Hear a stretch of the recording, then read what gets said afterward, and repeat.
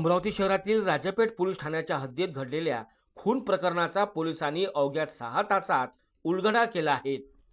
25 February 2025 रोजी शुभम किशोर ठाकरे राहणार गोपालनगर याच्यावर धारदार शस्त्राने वार करून त्यांची हत्या करण्यात आली होती। घटनेची माहिती मिळताच वरिष्ठ पोलीस निरीक्षक घटनास्थळी दाखल झाले होते आणि तपासाची सूत्रे तातडीने हलविण्यात आली। प्राथमिक चौकशीत मृतक आणि आरोपी यांच्यात जुना वाद असल्याचे समोर आले आहे। घटनेनंतर आरोपी फरार झाला होता, मात्र गुन्हे शाखा आणि राजेपेठ पोलिसांनी तांत्रिक विश्लेषण व गोपनीय माहितीच्या आधारे आरोपीचा माग काढत तिवसा येथून अनुप दीपक पांडे याला ताब्यात घेतले।